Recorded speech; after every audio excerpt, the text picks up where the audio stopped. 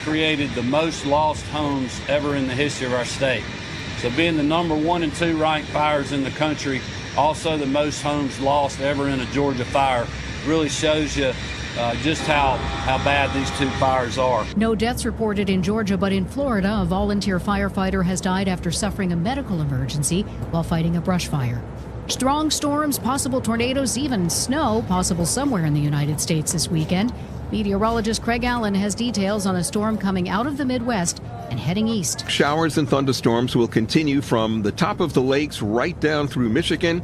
It's moving past Chicago, but will enter the Ohio Valley. Not quite as severe or as intense as some of the thunderstorms were yesterday that produced several tornadoes, more than a dozen confirmed tornadoes. The Justice Department is making some changes when it comes to carrying out executions. The Federal Bureau of Prisons is being directed to reinstate the execution protocol, which relies on single-drug lethal injections of pentobarbital. The drug was used to carry out over a dozen executions during the first Trump administration. Also being adopted is death by firing squad. Hundreds of foreign-born Americans could lose their citizenship as the Justice Department moves to increase the pace of denaturalization. CBS's Allison Keyes reports. The DOJ wants to revoke the citizenship of 384 people, and it's moving to assign the cases to civil litigators in 39 regional offices. Federal law allows the government to ask the court to take away the citizenship of those who obtained it fraudulently. Denaturalizations have been rare in recent decades, but the Trump administration ordered the Department of Homeland Security to report more than 200 such cases a month to the DOJ. Allison Keyes, CBS News, Washington. This was first reported by the New York Times. This is CBS News. Help keep our community safe and healthy during National Prescription Drug Take-Back Day, April 25th. Find a collection site near you at deatakeback.com. Carpal tunnel syndrome, heart failure that doesn't improve with common medicines. These are some signs and symptoms associated with ATTR-CM, or the cardiomyopathy of ATTR amyloidosis, a serious heart condition with symptoms that get worse over time. Amvuttra, vutrisiran, is a prescription medicine given by a healthcare provider that treats ATTR-CM in adults to reduce heart-related death, hospital stays, and urgent visits. In a clinical study, Amvuttra was proven to help people live longer and have fewer heart-related hospital stays and urgent visits over 3 years compared to placebo. Amvuttra lowers the amount of vitamin A in your blood, which can affect vision. Other side effects include pain in the arms or legs, pain in the joints, and shortness of breath. These are not all the possible side effects of Amvuttra. For prescribing information, call 1-833-256-2748 or learn more at amvuttra.com. Ask your doctor about Amvuttra for ATTR. Good afternoon. Still a little bit of a slowdown. 40 east just before you get out to Cookeville. On an earlier problem, if you headed towards Knoxville, a little extra time. Heading down to the north with more volume. 65 trying to work your way up into Goodlettsville. It's slow there at Vietnam Vets. Still heavy on the South Loop. There's still some rain out here in parts of Middle Tennessee this afternoon. Be careful. Hey, don't let a slipping transmission make things worse on your car or truck. If you're having transmission issues, come to Amco Transmissions at 1212 Gallatin Pike there in Madison. I'm Commander Chuck. You're on time traffic. This is Pastor Nikki Ajapong, the lead pastor of Holy Hill Chapel in Murfreesboro. Hear our sermons on WGNS every Sunday night at 7:30. Everyday life, never take it for granted. Visit holyhillchapeltn.org to hear our podcast. It's a blessing. Rutherford weather. Thunderstorms likely tonight, otherwise overcast. Lows around 62. Thunderstorms likely tomorrow. Highs level off around 78. I'm WGNS meteorologist Derek Height. Currently, it's 80 degrees. We do it your way at Sir Pizza. Order a royal feast or create your own pizza online now at sirpizzatn.com. Carry out and delivery for dinner tonight at sirpizzatn.com. We're the Good Neighbor Network, FM 101.9 and AM 1450 Murfreesboro, FM 100.5 Smyrna, audio and video streaming at WGNSradio.com. This is the Blue Raider Podcast on WGNS, presented by Gold's Gym of Tennessee. It's your all-access pass to everything Middle Tennessee sports. Game recaps, player spotlights, and the latest from the heart of Blue Raider Nation. Now, here's your host, Jake Bolden.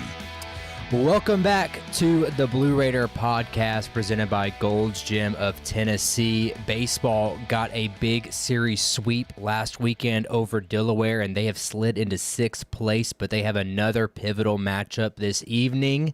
And then we've got the transfer portal officially closing for both men's and women's basketball this week, so we're going to take some stock and see what those rosters look like today. Still a lot more additions to come, and even some additions that joined the program this week. We'll look into some of those players. And then, of course, if you missed the news from Sunday, men's tennis did clinch their 7th straight Conference USA title, and they're going to await their tournament selection coming up this Monday. So much to talk about in today's episode. But before we get into it, I need to thank our presenting sponsor, Gold's Gym of Tennessee. Right now, they've got a new month-to-month pricing that's available only online with no additional fees. Their Gold membership is just $25 bi-weekly with a $40 enrollment, or you could upgrade to the family plan for you and a significant other at $45 bi-weekly with only a $20 enrollment. That membership is going to give you access to all 16 Gold's Gym locations across Tennessee, along with group exercise classes and childcare. Again, all that's included with no hidden cost. So visit Gold's Gym of Tennessee online at goldsgym.com to learn more and find a location near you. And if today is the first time you've listening to us at the Blue Raider Podcast, make sure you reach out on our social media outlets at Blue Raider Pod. We're on X, Instagram, Facebook, TikTok, and of course our live stream right now on YouTube at Blue Raider Podcasts. So that way you don't miss another one of our uploads. And, of course, keep up to date with all the transfer portal news that's going on, where the commitments are coming at. And then, of course, as spring season winds down, we've got all your info there.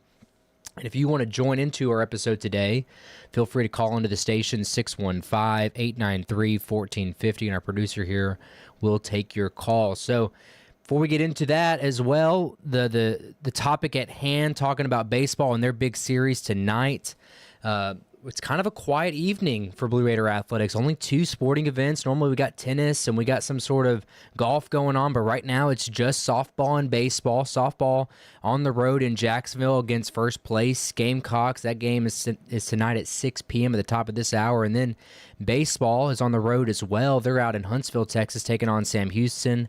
That starts at 6:30 tonight. Of course, we'll be taking you all the way up to that pregame with Dick Palmer that begins at 6:15. But a relatively quiet night, like I said, for spring sports, but I thought I'd take the opportunity here in our first segment to really break down at where we're at as far as spring sports go. If you have missed all the news, men's tennis, like I said on Sunday, they defeated Liberty once again to win 7 straight. Every year it seems, obviously that number grows 1 every year, but it just talk about the dynasty that head coach Jimmy Borndame has created. Also news today that he got a commitment.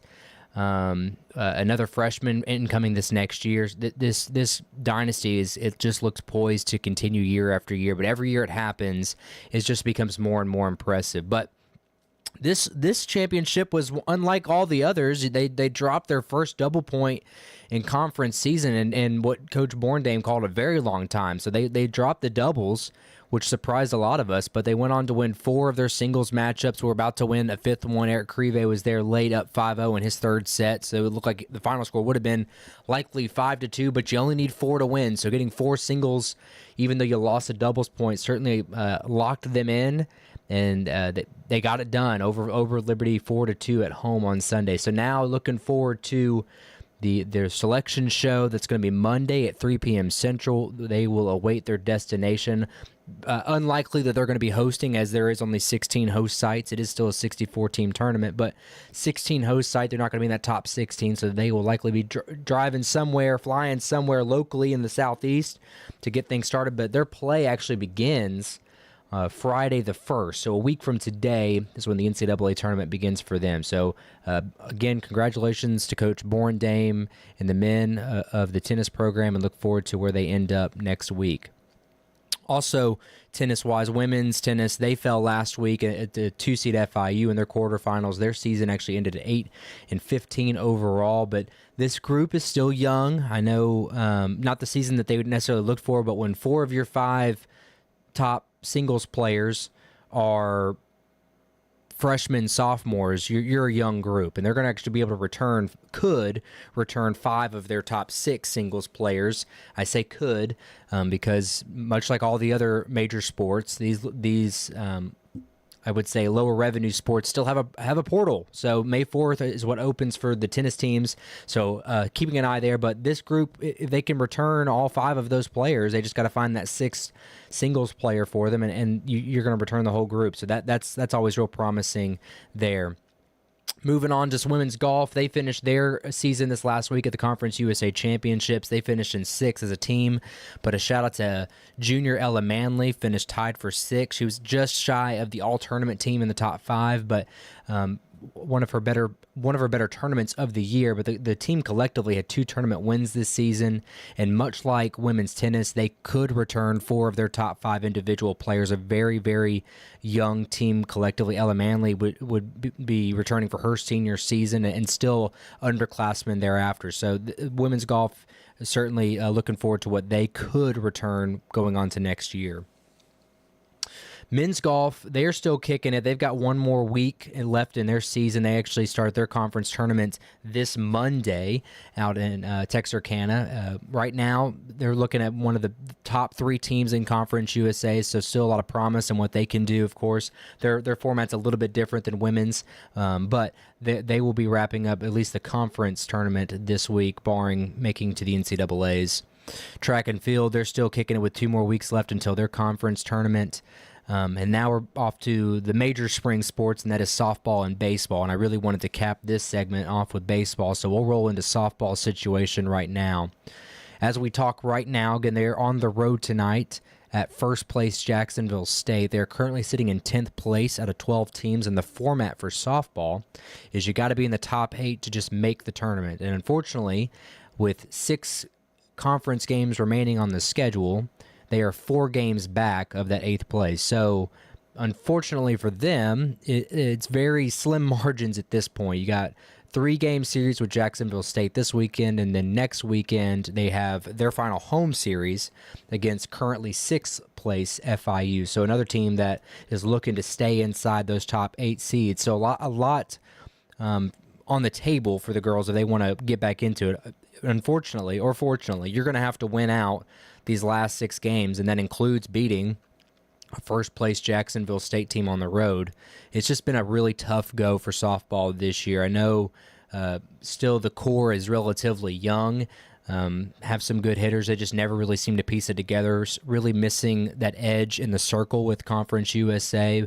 Looking back at their year, though, they've lost 4 one-run games, actually 0-4 in all conference games this year when it's a one-run game. They've had a few extra innings that they've won by double-digit or by more than 1 run. So in one-run games in conference are 0-4. So they've certainly had, I would say, the bad end of winning those close matchups. And if you're able to swing a couple of those games, you 8th place is still possible. But the schedule didn't fall your way this year late. So really the fate of their season kind of falls at the hands of Jacksonville State this weekend. Got to be able to steal at least 2 realistically, and then hopefully you can sweep FIU, and you still need a little bit of help from the rest of the conference. And that 8th place team is Louisiana Tech, and you currently do not hold that tiebreaker after getting swept by them a couple weekends ago. So it's going to be tough sledding for softball, but keep tabs on them this weekend.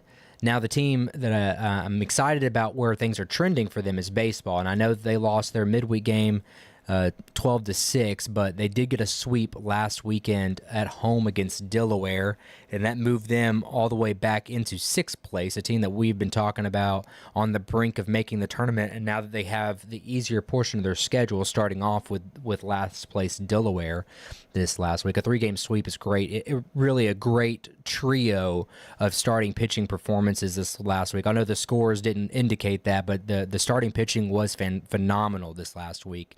David Horn Jr. in Game 1 goes 8 1/3, 9 strikeouts, only allowing 3 earned runs. The bullpen made it certainly interesting there in the final inning, but you held on to win that one 8-7. Chandler Alderman goes 5 innings, only allowing 2 earned runs. And then Gavin King and Bryant Baranek allowed just 1 earned run over the final 4. And then the Conference USA Pitcher of the Week performance of Cole Torbett, going 8 2/3 innings pitched, just 1 shy of a complete game. 6 strikeouts, no earned runs to earn the sweep over Delaware, and a big win for him. And again, he was TSWA's Pitcher of the Week, as well as Conference USA Pitcher of the Week.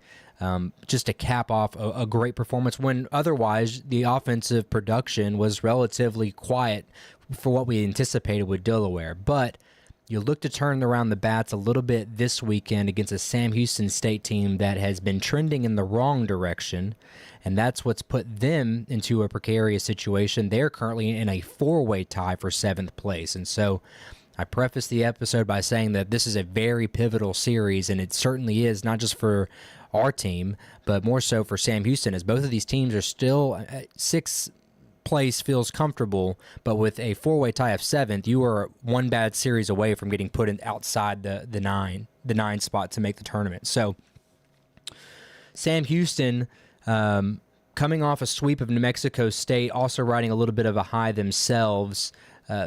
They are one of the worst hitting teams in all of Conference USA. They're 11th in batting average, 11th in runs per game, and as I said too, their pitching staff is starting to trend in the wrong direction. Ryan Peterson's going to be their Game 1 starter this evening.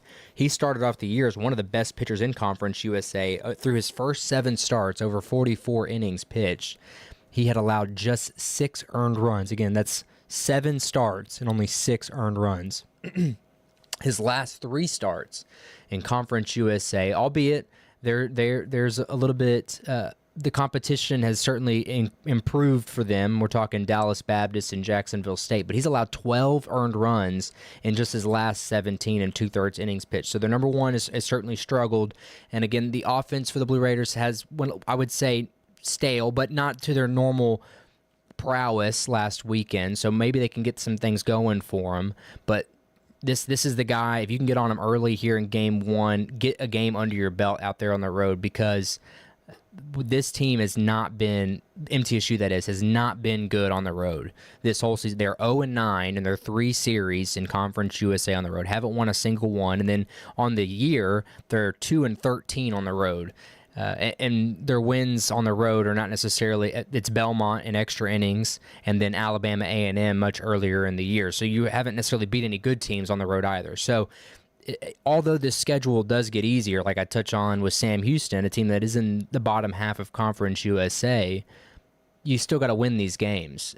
You got to stake a claim not only in the conference tournament, but to feel good about where you're at, because your whole tournament is on the road. So if you're not able to win games on the road, you don't feel good about what's going to happen in Conference USA tournament time. So this team, though, I feel good. I'm always said that baseball is a game of momentum, and it obviously ebbs and flows. They were able to find some bats in their midweek game against Tennessee Tech, and again, they did swing it well in Game 1 against Delaware, but they went quiet in 2 and 3 and relied heavily on Alderman and Torbett. So that's the other side of things too. How do the bats respond with the pitching? The pitching isn't going to give you that same performance that they gave you this last weekend. The announcement, David Horn Jr. is going to go Game 1. Chandler Alderman's going to go Game 2, much like they have the last couple weekends. Drew Horn, to my understanding, is not on the travel roster, so they're going to be missing their ace this weekend once again. They're still winning games with or without him, which is always good news, but you'd like to get a few more innings under his belt before you get down to Kennesaw for the tournament. But how does Gavin King, Bryant Baranek, Cole Torbett, does he pitch again in Game 3? Again, you can't expect him to go 8 2/3 and give up no runs again. But Sam Houston's a team that they looked really good at times, but against really good competition, they've looked worse. So we look forward to what is to come tonight in Huntsville, Texas. Again, that starts at 6:30. The pregame with Dick Palmer's at 6:15 this evening as the Blue Raiders work to solidify a place at the Conference USA Baseball Championships happening in a month from now. After the break, we will get into some more transfer portal updates as both basketball teams picked up a signing this week. You don't want to miss that. You're listening to the Blue Raider Podcast presented by Gold's Gym of Tennessee. Hey folks, it's Chip Walters from Exit Realty Bob Lamb & Associates, helping Middle Tennessee make smart moves in a fast-moving market. Whether you're buying, selling, or just exploring your options, you deserve someone who knows this community and treats your goals like their own. From first-timers to long-time homeowners, I'm here to guide you with clarity, confidence, and a steady hand. When you're ready to make the next move, start with someone you trust. Visit ChooseChip.net and let's make your 2026 move the right move. Every team knows which play can be a winning move. I'm State Farm Agent Andy Womack, here to help life go right by combining your home and auto insurance. Call me today at 615-890-0850. It's a winning move that saves you time and money. Your ride, your stuff. You live with them together. I'm State Farm Agent Andy Womack. It's smart to protect them together to help life go right. Give me a call at 615-890-0850 and let me help you save by combining your auto and renters. Whether you need general vehicle upkeep and maintenance or a complete vehicle overhaul, Hall's Auto Care is here for you. We're locally owned and operated by Greg Hall and have been in business since 2014. You'll get excellent service and trustworthy advice with Hall's Auto Care. A+ rated with the Better Business Bureau. We're ready to help get you safely on the road. Hall's Auto Care, 907 Ridgely Road, just off Broad Street behind Chili's. Online at hallsautocare.net. Hall's Auto Care. WGNS. Our family at Demas's Restaurant are proud to support local emergency responders who put their lives on the line for our community each and every day. This is Peter Demas, and here is this week's Demas's Emergency Responder of the Week. Laverne Police Chief Christopher Mays is Demas Emergency Responder. Chief Mays was appointed to lead the Laverne Police Department in January 2023.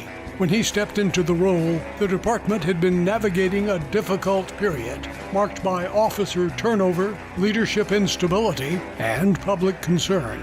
Under Chief Mays' leadership, the department regained community support and strengthened its reputation for professionalism and service. When you see a firefighter, police officer, paramedic, or telecommunicator going the extra mile, let WGNS know, and we at Demas's Restaurant will salute them as the Emergency Responder of the Week. Where is the best barbecue in town? At 1920 East Main. The best barbecue for miles around is in 1920 East Main. You can buy it by the pound, sandwich, platter, or plate. No matter what you choose, it will taste great. You can come with a friend, by yourself, or with a date. Just Lick Pig Barbecue. Barbecue pork, beef, or chicken, Brunswick stew, great sides, lunch specials, down-home atmosphere, and they cater. Slick Pig Barbecue, it's the best.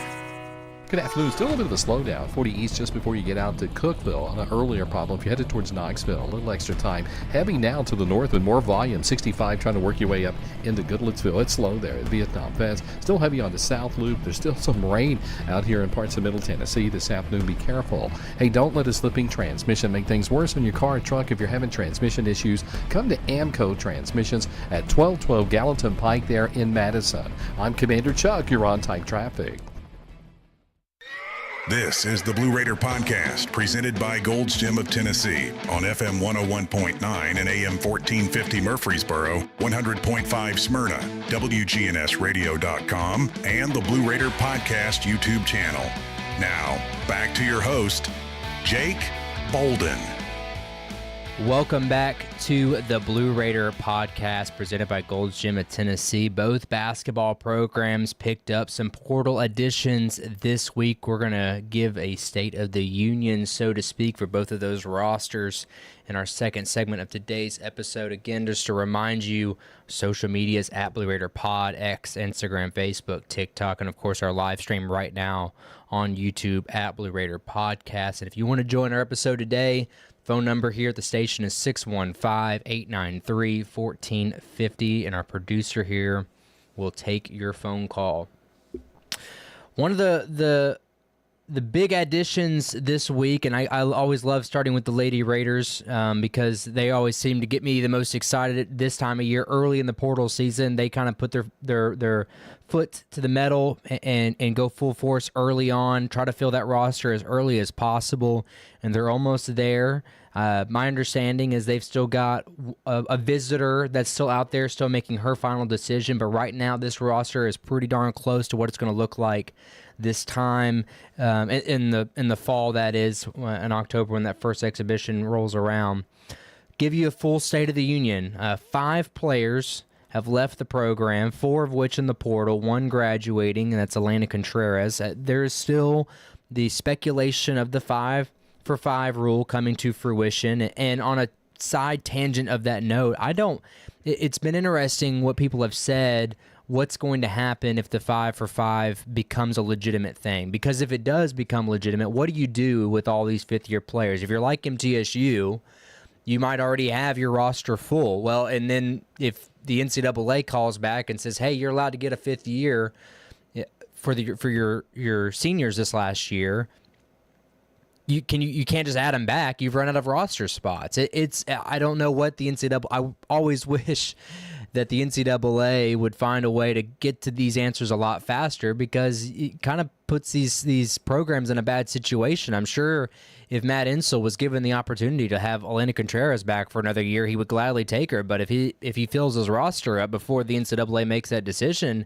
he's going to have to either take a scholarship from someone or tell Elena that, sorry, the cupboard is full. I don't know the intricacies of how that works, and I'm sure the NCAA will find a way to mess it up or find a way to allow us to add whoever they want. They can have no roster limit this year because of the 5-for-5 or whatever it may be. You're still messing with the logistics for a lot of these teams, and of course playing time for some of these players who are on the back end of these rosters. And now if you're adding more players, you're just pushing that talent further down the bench, and potentially it would trickle down to other schools where they may receive playing time. So it's a really bad situation for everybody involved, except maybe the 5-for-5 players that want it, and then those programs that want said players back. So it's muddy. But anyways, I get off my side tangent. Elena Contreras is your lone graduate on the women's program. Your 4 portal entries, Emily Monson. She was actually most recently just committed to Jack State, so we'll be seeing Emily twice this year. Savannah Davis, she is committed to Tennessee Tech. Yuhan Catherine Lynn, she surprisingly committed to Marquette, a relatively respected women's basketball program there. So excited to see what she can do there in Marquette. And then Macy Pfeiffer, of course, the biggest surprise of them all, after Easter weekend, committed to Mississippi State. So you lose 5 on your roster, but so far we've had 3 freshman signees: McLean Bobo, 16 points per game guard, 4-star Aaliyah Blanchard, number 76 in ESPN's top 100 recruiting class from Hoover, Alabama. You just signed the Israeli last week. Mayan Cohen plays for the Israel's national team at the World Cup this last year. And then first portal signee, graduate 6'2", quote-unquote guard, forward, utility player Maya Kone, after playing 11 games for Miami, Florida this last year, 6th man of the year at FIU. This week, they added junior Zay Whitfield. I believe it's Zay Whitfield from Tennessee State. She's a 5'9" guard who started in 15 games for the Tigers this last year. She was second for the Tigers in scoring at 9.3 points per game, with a 41% shooting, 45% from 3, and then a 74% from the free throw line shooting clip. And again, there's only a few roster spots left as they sit right now. There's 13. In theory, they could add 2 more to get to that maximum 15. Maybe, again, you're holding on to that spot for Elena. I don't know. But they have a visitor out there that she's already come and visited MTSU. She's, my understanding is she's still looking at other places or other options. She's narrowed the list down, so we might be hearing one more commitment for the Lady Raiders in the coming days. But my understanding is that after her, whether she commits or does not commit to MTSU, that might be it for the portal season. I'm being told that likely it will be it. So where are you looking at right now? Well, your guards, returning guards, is Verhulst and Swaney, who have plenty of playing experience here. And then you have Noor Ahmadi, the French player that transferred in very late in the season last year and redshirted.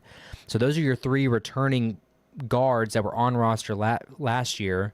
You're adding freshmen Cohen, Bobo, Blanchard, and now Zay Whitfield, who's going to be an incoming junior. And now your forwards, really the thing that's interesting about the forwards, and as I read them, you'll see what I'm saying, is Bogus, Kabernick, Dominguez, McClendon, Kone, Hamby. Hamby is obviously a utility knife. You can kind of use her anywhere. Same with Kone. They list her as a guard, but she has the length to be a forward, so she could really play anywhere from the 2 all the way down to the 5. Dominguez, Kabernick, McClendon, and Bogus are all centers by definition, at least where Bogus played this last year. But Kabernick, Dominguez, McClendon all have the length to play the center position. So you have a lot of players who have playing center experience, but not as many players playing the 2 through 4 position like we've talked about. Kone can be all of those, and then everyone else can kind of shake out where they need to be. So when you're looking at this starting lineup coming up this fall and winter, your point guard's Verhulst, your center is Bogus, Swaney, who got plenty of starts at the 3 spot this last year. That would be starting. I assume Kone is going to be too talented to keep off the floor, whether that's the 4 to fill in Macy Pfeiffer's spot, or she is talented enough she could play the 2. You might just put her anywhere that you see fit, but who's battling it out for that 5th starting spot in the 2 guard? At least that's what I have noted here in the 2 spot. Well, Zay has the most experience playing, Zay Whitfield, the TSU transfer that they signed this last week. She has the most experience playing on this roster. The other players, too, like Kabernick, she has a lot of experience. You might even put her at center and Bogus at the 4, and then you just move Swaney 2, Kone 3. You know, there's a lot of interchangeable, but I like to think they wanted someone that can shoot the ball really, really well. And I like Whitfield because of her numbers. 45% from 3 this last year. Her attempt rate was a little low, but you don't shoot 45% on complete acts. We're not talking like 10 3-pointers. She shot a pretty sizable amount. I think it was over 2 attempts per game, so she's still shooting it quite a bit at a 45% clip. So you got a lot of scorers that are coming in that are proven deep threats like Whitfield and the Israeli Mayan Cohen. And then you've got just proven scorers that can shoot all over the floor like Blanchard and even Bobo, who's coming in from Tullahoma. So this group I think is in good shape.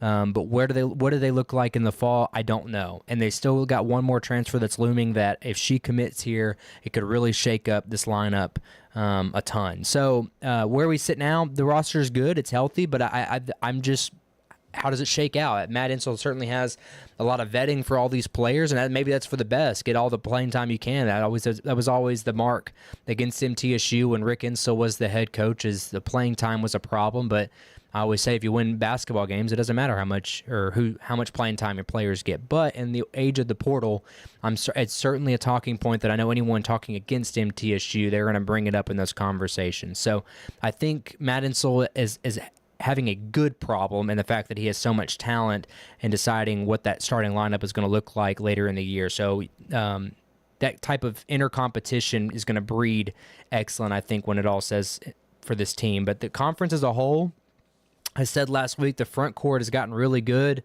Liberty got a big signee from Sophia Gregory, someone that MTSU had targeted. I know Missouri State got bigger. They signed a girl from University of Missouri. So, and if you haven't heard the news, too, that Louisiana Tech is going to be leaving Conference USA officially. So your defending regular season champions are gone, although 2 of their big 3 are in the portal, as well as their starting center, too. So Louisiana Tech would have been what I would define as a down year. But everyone else across the conference, I think that the top has gotten better, and in my opinion, that middle to late pack has gotten worse. And so I always think that that's for MTSU to capitalize on. But it's never mattered because they always play a really tough schedule in the non-conference. We really see what this program is all about. So excited about Zay Whitfield and what she brings to the table. And then, of course, like I said, if you're not following us on our social medias for that news to drop, if and when that final player commits to MTSU, you don't want to miss that. On the men's side, however, as we close up this segment here shortly, another departure this last week. I know I said eyes on the portal closing, and really this portal entry got underneath my nose. I didn't even realize it till later in this week, today to be exact. But Jared Hall has entered the portal for men's basketball. So that's another player gone. Their total is currently at 8 players, are gone. Oglesby, Trey Green, Kamari Lands, James Dent, Sean Smith. That's 5 graduates, although technically Oglesby and Lands are in the quote-unquote portal if the 5 for 5 comes true. Your transfers are Torrey Alston, who committed to VCU, Chris Loof, who's currently in the portal and hasn't found a landing spot, and then, as I said, Jared Hall, who entered the portal on the last day of Tuesday. So a late addition there. Or I should say a late subtraction for the men's basketball program there. But they did get a new signee this week, Eli Rice, a 6'8 guard. He's a junior, or going to be a junior, from Penn State / Nebraska, where he signed out of Gallatin High School. He actually is an ex-teammate with Javin Carter at Penn State. I'm certain that had something to do with the recruiting of Eli Rice. But he started 18 games for Penn State this last year, averaged over 6 points per game, shooting 39% from 3. Just another shooter that you're adding to this already 5-player class that's incoming. And quickly, last week they got Caleb Seiler, the junior from Gaston College. He formerly played at Western Carolina. He's a junior college All-American, scored 18.5 points per game, nearly 10 rebounds, and shot at 64.5% from the field. If you haven't seen the film on this guy, it's a highlight reel of just dunks, nifty footwork, very, very physical center. I hate to compare players that have already left versus who's coming in, but he has the length of Chris Loof, but Caleb Seiler is very, very physical, and I thought that was always something that we talked about Loof that he needed to be, and at times it was, but this guy's very physical. I'm excited to see where Seiler fits in this program. The front court, in my opinion, has a few question marks, particularly with Torrey Alston. How does the front court look now that you don't have such a versatile, athletic player playing the 4? And same goes for someone like Kamari Lands, who plays that I would say small forward position, that 3-4 spot, someone who can really shoot the ball. Well, a lot of this front court isn't proven shooters, but they are a lot more physical. They are big guys. I'm looking at Luka. I'm looking at Caleb Seiler. And even Jake Bolden, 6'7" freshman that's incoming as well, someone who can just kind of be your glue guy. And then the backcourt looks healthy, and shooters aplenty in this backcourt with Javin Carter, now Eli Rice. You got 2 previous P4 guys that can just shoot the ball really, really well. Marcus Whitlock is returning. Thank God he didn't enter the portal, a guy that I'm really, really excited about his development and who he's going to be. You return Charvez Ambrose. And then, of course, you got Quintero Barnett, the 6'4 guard who's coming in from D2, who averaged 14.5 points per game on 41% from 3. So you've got a good grouping of front court guys that can shoot the basketball well. And talking about where this roster lies, I think starters right now, you're looking at Ja at the 1, with Barnett backing him up, Whitlock playing 2, Eli Rice I would assume would be your 3 right now, and Luka would be your starting 5. But who fits into that 4 spot? Like I said, Jared Hall, who would be a kind of an undersized 5, maybe would have fit there, but now he's gone in the portal. So you still got Olumu, Landon Collier, the freshman, coming in. Like I said, Jake Bolden, the freshman, coming in. So a lot to be jockeyed out here in this fall season. But after the break, we're going to get into our final segment of the show. The NFL draft is taking place right now, and a former Blue Raider was actually picked in the first round. So should we expect to see any more this weekend? You're going to want to stick around to listen to that. You're listening to the Blue Raider podcast presented by Gold's Gym of Tennessee. Jennings & Ayers Funeral Home has served Murfreesboro families with compassion and care since 1880. As a family-owned funeral home, we're committed to honoring every life with dignity through traditional services, cremation options, and pre-planning that gives you peace of mind. For over 140 years, we've been here when it matters most. Visit JenningsandAyers.com. Jennings & Ayers Funeral Home, honoring life and comforting families since 1880. City Tile and Floor Covering is a family business. The finishes on the products are more durable than a real wood, so they are stronger against damage. Andrew Young with City Tile and Floor Covering. One is supposed to be more water resistant than the other, but they both have that characteristic that they are water resistant. I like a laminate better because it is a stronger finish and less scratches will show. City Tile and Floor Covering, 223 South Spring Street. First Shot transforms Rutherford County youth. Coach Andy Herzer leads dynamic basketball camps and clinics, building skills and character since 2003. Kids dive into exciting STEM projects, sparking creativity through hands-on coding, art, and dance. They elevate their mind, spirit, and body in summer and winter programs. Visit FirstShotTN.org today to learn more. First Shot, where kids gain, elevate, and develop.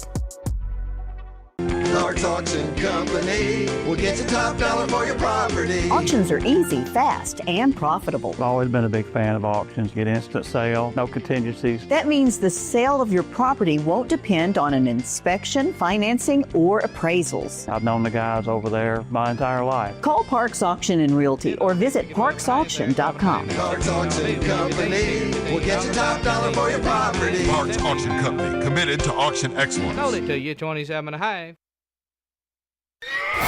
Next on All Sports Talk, it's the Blue Raider Insider Report with Chip Walters of Exit Realty, Bob Lamb & Associates. Well, good afternoon, everybody. And the big story, of course, in sports this week is the NFL Draft. And everybody follows along with their favorite team, gets their players. Well, here's an interesting story, and it ties back in to Middle Tennessee. Keelan Rutledge was selected number 26 overall by the Houston Texans. And it says, played at Georgia Tech. True, but he's played his first 2 years at Middle Tennessee before being lured by NIL money and whatever, the chance to play at a Power 4 school to Georgia Tech. Keelan's a great player, great kid. Want to wish him all the best of luck with the Houston Texans. But think about this. Georgia Tech gets credit for that's where he was drafted from, but should Middle Tennessee get credit for developing him to be good enough to move on to a power program? Same goes for Jacoby Thomas. Jacoby could be drafted tonight or tomorrow. Jacoby out of Tullahoma played at Middle Tennessee first, then transferred to UT, then on to Miami. Just kind of an interesting side story. You're seeing, a good bit more of that. Here's another example. Where do you say Jalen Hurts went to school? He plays for the Eagles. Well, do you consider him an Oklahoma player, or do you say he played at Alabama? Same story, same situation with these two guys. Just kind of food for thought as you watch the NFL Draft the rest of the weekend. Blue Raider basketball got a nice commitment yesterday. Penn State transfer Eli Rice has committed to the Blue Raiders. He is a 6'8" wing player and has played the last 2 years at Penn State, averaging about 7 points and a couple of rebounds per game this past year. But he shoots 39% from three. He is a good-sized young man and has made his commitment to Middle Tennessee. Blue Raider football has an open practice going on right now, started at 4:30. They'll be wrapping up here shortly. But some other news for the 2026 season. Blue Raider fans in Middle Tennessee businesses and residents have the opportunity to support Blue Raider football by participating in the Blue Raider Community Impact Ticket Program. Individuals and businesses can purchase a block of reserved seats for any 2026 home football game at a discounted group rate of $12 per ticket. These tickets will be donated on behalf of the purchasing supporter to organizations such as the Daniels Veteran and Military Family Center, the Boys and Girls Club of Rutherford County, Big Brothers and Big Sisters of Middle Tennessee, or other Middle Tennessee nonprofit or youth organizations. The choice is yours. More information on that is available on GoBlueRaiders.com. Men's golf, Carter Manath and Connor Henry have been named to the Conference USA Men's Golf All-Academic Team. That was announced late yesterday by the league office. Congratulations to those two young men. Blue Raider Golf getting ready for the Conference USA Championships coming up early next week. All right, men's tennis. They have announced a signee, Alexander Vassard. He is an upcoming freshman from France, 6'3", 176 pounds, and has an ITF junior ranking of 301. All right, baseball coming up tonight. Middle Tennessee opens a series at Sam Houston. First pitch at 6:30 with Dylan Simmons on the air at 6:15. Elsewhere, Kennesaw State at Western, Dallas Baptist at FIU, Delaware at Liberty, Missouri State at Louisiana Tech, and New Mexico State at Jack State. Women's softball, the Lady Raiders on the road at Jack State. They're the league leaders. Elsewhere, Kennesaw will be at Western, Sam Houston at FIU, Louisiana Tech at Liberty, Delaware at New Mexico State, and Missouri State at UTEP. And one final note, fan voting for several categories in the Raiders' Choice Awards are now available, and you can find it on GoBlueRaiders.com. Stay tuned for Blue Raider Baseball coming up at 6:15 right here on the Big G, WGNS. This is the Blue Raider Podcast, presented by Gold's Gym of Tennessee on FM 101.9 and AM 1450 Murfreesboro, 100.5 Smyrna, WGNSradio.com, and the Blue Raider Podcast YouTube channel. Now, back to your host, Jake Bolden. Welcome back to the Blue Raider Podcast, presented by Gold's Gym of Tennessee. A former Blue Raider was selected in the first round last night in the NFL draft, and should we expect to see any more this weekend? Well, let's talk about that. But first, once again, don't forget following us on our socials, X, Instagram, Facebook, TikTok, at Blue Raider Pod, and of course our live stream right now is on Facebook and X, and of course on YouTube at Blue Raider Podcast. If you want to join into our final segment and weigh in, that phone number is 615-893-1450. Got a great segue there from Chip Walters, voice of the Blue Raiders, talking about Keelan Rutledge going 26th overall to the Texans. And as he said, starting off his first two seasons here in Murfreesboro, playing for Coach Stockstill. And then when Stockstill was let go at the end of the 2023 season, Rutledge, a lot like many others, Jacoby Thomas being one of those guys he also mentioned, entered the portal and found new homes elsewhere. And it's likely that Thomas is going to be one of those commitments. I've got transfer portal on the brain, but one of those draftees this weekend, much like Rutledge was, which a great player as he was here at MTSU. You hated to see him go. It landed somewhere like Georgia Tech, which in the ACC always worried some, but obviously he developed well enough to get picked in the first round, and that says a lot about how good Keelan Rutledge is and was when he played for MTSU. And the hypothetical that Chip left there was, should MTSU get credit for developing some of these players? I'm afraid in today's world of NIL and transfer and money and guys moving from mid-major to major and then eventually getting drafted, whether it's football, basketball, baseball, whatever your sport may be, I believe the number of drafted talent, and this is no knock on MTSU, this is more or less a knock on the system, but the more that NIL becomes the source of transferring players, the reason people move on from MTSUs or anywhere is because of the money. But I think the opportunity for MTSU players to get drafted is going to become slim to none.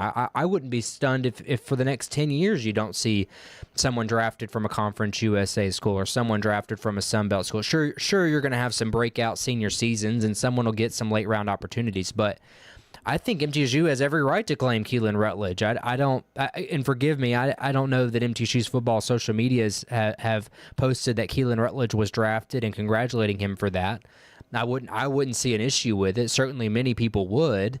But in today's world, I don't know that you're going to see very many MTSU drafted players. I mean, the most recent player to have success at the next level is Reed Blankenship. He was an undrafted free agent, and of course he's a genuine MTSU product. Trey Fluellen, a guy that hasn't made it in the NFL, but has certainly had his opportunities. Another guy that last seasons were played at MTSU. That might be the best opportunity that MTSU has to necessarily stake claim on a guy, is to fall into that undrafted free agent territory. But Keelan Rutledge spending 2 seasons in Murfreesboro and then the other 2 down in Atlanta, I don't think you should take anything away from MTSU. I guess at the end of the day, that's more of a Keelan Rutledge question as far as can MTSU claim him. But I don't know that you're going to see many guys like that moving forward. But as far as the draft goes, guys like that, Jacoby Thomas, as he mentioned, someone who I would think if he's not selected tonight in day 2, he's likely going to be selected at least in day 3. And then as far as guys that are actually at MTSU that have a real opportunity of getting drafted, I like Parker Hughes. I think Parker Hughes is going to be an obvious undrafted free agent. I might be surprised if he gets picked up in day 3 because his numbers at Pro Day were so good. If you didn't know, he ran a 4.4 or a 4.40 in the 40-yard. That would have been the best had he gone to the actual NFL Combine in Indianapolis. And then he got 25 reps on the bench press, which would have been the second most among linebackers at the NFL Combine. So as far as measurables for athleticism, speed, specifically vertical speed, and then strength, which is obviously something that look heavily at for linebackers, he's in the top of those 2 categories.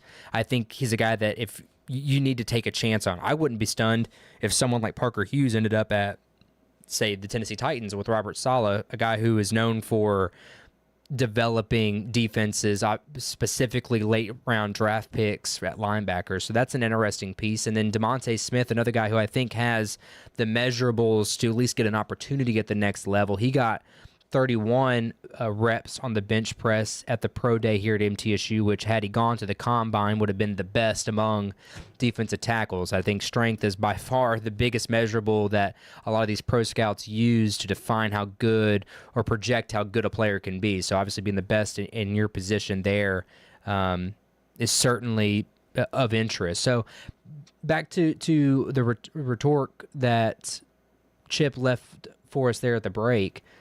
I think a lot of these, you got to claim kids when you can. I'm afraid that this is where the sport and college athletics is going, is MTSU is not going to have many opportunities to necessarily claim professional athletes because guys' willingness to stay. And for their own reasons. Money is a great reason to leave when you're 18 to 22 years old and someone else is offering you more money. But happy for Keelan Rutledge and his first-round draft pick. And, of course, I see no issues with MTSU fans, even MTSU athletics, claiming Keelan Rutledge as their own and, of course, putting him up in such a fashion.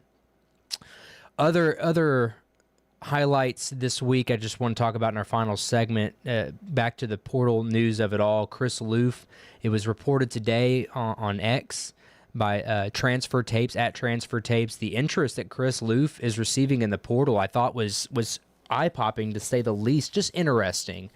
Some of these teams that had come across, along with a plethora of other teams too, but these were the ones that really caught my eye. But he's getting interest from Miami, Florida, Virginia, Cincinnati, St. Louis. And then as far as mid-majors go, he's getting interest from Conference USA opponents Liberty, Jack State, New Mexico State, and then locally Chattanooga and East Tennessee State, both programs that have had really, really good years as of late. So getting a lot of interest from not only P4s, but also teams within Conference USA that are obviously familiar with Chris Loof. I think it's interesting. A guy that obviously faced a lot of criticism at times, played some of his best basketball this last year. I look back to that performance in El Paso where he scored 16 points, double-double. He has a lot of talent, obviously, and I think that Chris Loof is a fit kind of guy. He needs a program that just matches his style. Obviously, he can shoot the three ball. He can shoot the three ball. That's obviously not where he shines his best, but has great length, a okay ball handler. So what kind of system does that look like where he fits in? I'm not sure, but obviously getting into the back half of his eligibility, I'm sure he would like to contribute to a lot of places. So again, I was kind of shocked at some of the teams that were on that list for him, but wishing him nothing but the best. And same for Jared Hall too, as again he was kind of a late addition to the portal, but he also had some interest. I believe Marshall was one of the teams that were on his list. So guys might move around, find places that are better fits for them. In other Conference USA portal news, DJ Dudley from Louisiana Tech, who is no longer going to be in Conference USA, but he transfers out to Jason Wooten out at New Mexico State. And I had this highlighted for our last segment. That's big news because DJ Dudley, the top scorer for Louisiana Tech this last year, is going to remain in Conference USA and go out to New Mexico State, who once again looks poised to have a really, really good transfer portal class. I guess in Las Cruces they have a lot of money in that NIL basketball budget that they're not using for football. And Wooten kind of laid an egg this last year. So, but starting out with DJ Dudley once again kind of sets them up as one of the better transfer portal classes in Conference USA. Liberty obviously doing great. They got the two twins from Troy. The backcourt looks really, really healthy. It just looks like this conference is really turning towards buying scorers when they can, and the front courts I think are going to get really, really ugly, and that might be the defining factor of what cream rises to the top in March this next year is who has the better front court. If you look at MTSU for that matter, again, I think Luke is one of the best. He's a really good glue guy that does all the intangibles really, really well. And then does a guy like Caleb Seiler, your recent addition, does a guy like that kind of give you that scoring edge and physical edge that the rest of Conference USA doesn't have? Sam Houston looks really good in their front court as well. They got a guy coming in from the Big Ten, played very limited minutes, but obviously has a lot of talent to be able to play at the P4 level. Wisconsin, I believe, is where he's from. So that's another team that Sam Houston had a great year, looking to rebolster that lineup, returning who I believe was the freshman of the year in Jacoby Coleman. So I think Sam Houston and Coach Mudge look poised. Lastly here, if you didn't hear, like I said earlier, Louisiana Tech is no longer going to be in Conference USA. Today it was reported that the University of Louisiana Board authorized Louisiana Tech president to sign the settlement agreement with Conference USA, and they plan to begin play in the Sun Belt in the fall of 2026, and that means Louisiana Tech is going to be paying the record $8 million. It was initially just a $5 million exit fee that they would have to pay in 2027, but because Louisiana Tech wants to exit early, a whole year early, I guess they're tacking on a 3% fee to that, or $3 million fee to that. So they're going to pay a record $8 million to exit Conference USA. Well, if that's how badly you want to get out, I've got no problem with it. And where does that $8 million go? Obviously to Conference USA. I have been speculating for a really long time that maybe they find a way to get New Mexico State and FIU out with that $8 million. I don't know. I like to get the geography a little bit more centralized. I don't think NMSU and FIU add too much to the collective conference. But again, that's just my opinion. But good for Conference USA for coming out on top there, and good for us, I guess, to see Louisiana Tech out. But that'll do it for us. Like I said, Dick Palmer's got his pregame show coming up at 6:15 ahead of their series against Sam Houston State. Thanks again for tuning in to another episode of the Blue Raider Podcast presented by Gold's Gym of Tennessee. Remember to follow us on social media at Blue Raider Pod. Thanks to my producer, Jackson Smith. You're listening to the Blue Raider Podcast presented by Gold's Gym of Tennessee.